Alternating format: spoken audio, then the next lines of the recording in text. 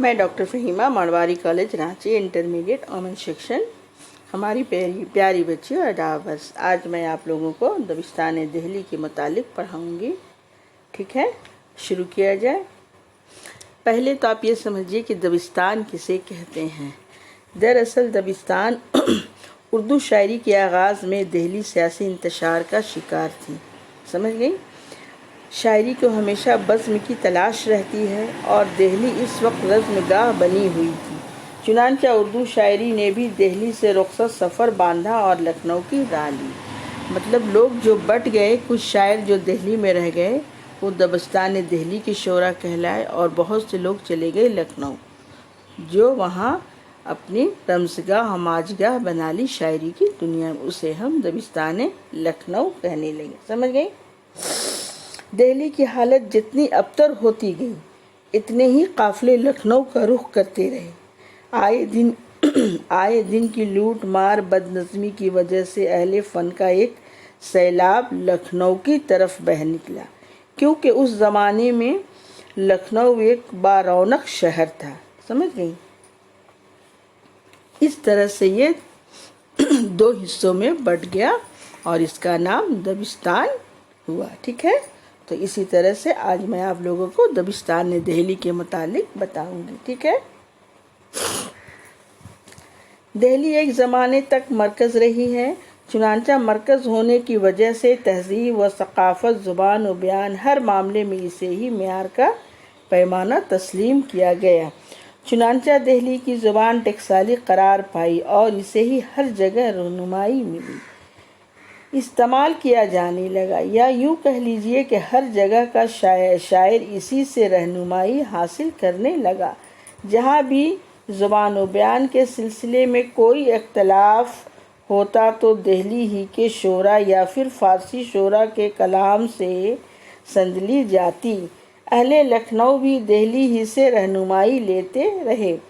जब अवध दिल्ली की मुग़लिया सल्तनत से आज़ाद होकर ख़ुद मुख्तार हुआ तो वहाँ के लोगों ने सोचा कि अब जब हम सियासी एतबार से मरकज़ से आज़ाद हो गए हैं तो क्यों न दूसरे मामलात में भी हम अलग रविश अख्तियार करें। चुनांचा शऊरी तौर पर यह कोशिश हुई कि ज़ुबान के मामले में अहले दिल्ली से हटकर चला जाए। इसके नतीजे में तस्कीर व तानीस का फ़र्क पैदा हुआ। लखनऊ और दिल्ली वाले एक दूसरे को कमतर और बरतर समझने लगे और यूँ दो स्कूल वजूद में आए, जिन्होंने दबिस्तान दिल्ली और दबिस्तान लखनऊ में तब्दील हो गया। समझ गई। ये अजीब इत्तेफाक है, जब सल्तनत मुग़लिया दम तोड़ रही थी तो इस वक्त दिल्ली में उर्दू का आगाज़ हो रहा था। दिल्ली के शायरी की धूम मची हुई थी और दिल्ली की शायरी से मुतासिर होकर बहुत से लोग अपना असर और रसूख लिए। उसी दौर वली की शायरी भी अपनी धूम मचाने लगी। लोग उर्दू शायरी की तरफ मुतवज्जह हो रहे थे। फ़ारसी में शायरी करने वाले शोरा भी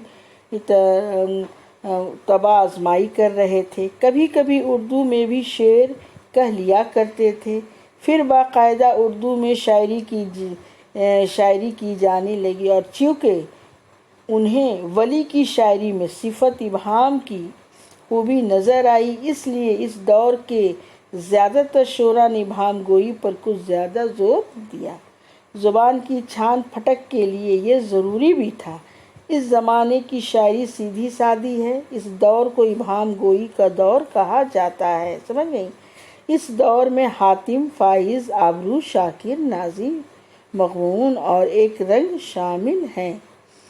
मिर्ज़ा मज़हर जाने जाना और शाह हातिम भी इसी दौर में शामिल थे, लेकिन इन दोनों हज़रात ने सिफ़त इबहाम और सनाया बदाया के गैर ज़रूरी इस्तेमाल की सख्त मुखालफत की और साफ़ सुथरी शायरी के लिए फ़िज़ा हमवार किया। समझ गई।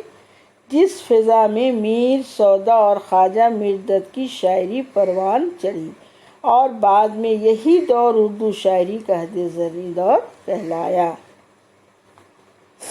दबिस्तान दिल्ली की नुमाइंदगी करते हुए दिल्ली में जिस वक्त शायरी अपने उरूज पर थी, उस वक्त سیاسی ابتری کا زمانہ تھا۔ چاروں طرف انتشار اور بدامنی پھیلی ہوئی تھی، ہر دم باہری حملوں کا خوف تھا۔ آج بھی دہلی میں زیادہ تر ہوتا ہے، دیکھتے ہیں نا، لوگوں کا جان و مال محفوظ نہ تھا، چنانچہ سیاسی اور سماجی حالات سے متاثر ہوئے بغیر نہ رہ سکے۔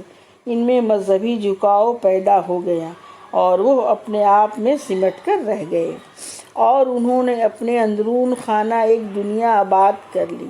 یہی وجہ ہے کہ دبستان دہلی کی شاعری میں سنجیدگی، متانت اور وزن و وقار ہے۔ دہلی کی شاعری میں کھیل کھیلنے کا انداز نہیں، بلکہ واردات قلبی کا بیان ہے۔ چونکہ وہاں زیادہ غم و ستم ڈھایا گیا تھا، اہل دہلی کے نظر و اردات قلب اور جذبات کی حقیقی پیشکش پر ہوتی ہے، اسی لیے ان کے اشعار سادہ اور مؤثر ہیں۔ سمجھ گئے؟ ڈاکٹر نور الحسن ہاشمی نے دلی شاعری کی خصوصیات ان الفاظ میں بیان کی ہیں۔ دہلی میں شاعری اپنی معنوی اور اس لیے اسالیبی حیثیت سے ایسی بنیادوں پر کھڑی ہوئی ہے جو انسانی زندگی کے ساتھ ہمیشہ وابستہ اور قائم رہنے والی ہے۔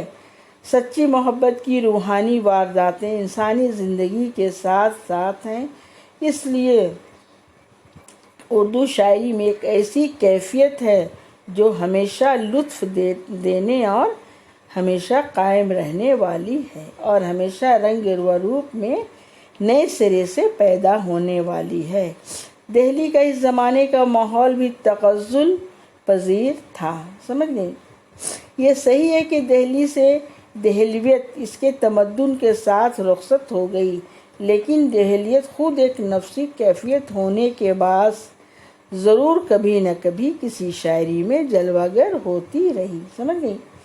دبستان دہلی کی ادبی حیثیت مسلم ہے۔ دبستان دہلی کے شعراء کے کلام میں داخلیت بھی ہے اور آمد بھی ہے، ان کے جذبات میں شدت بھی ہے اور روحانیت بھی ہے، زبان میں سادگی بھی ہے اور متانت و سنجیدگی بھی۔ سمجھ گئی؟ اختصار میں بھی یہ روانی ہے، ہندی کے سبک و شونی الفاظ بھی ہیں اور فارسی کی شگفتہ ترکیبیں بھی۔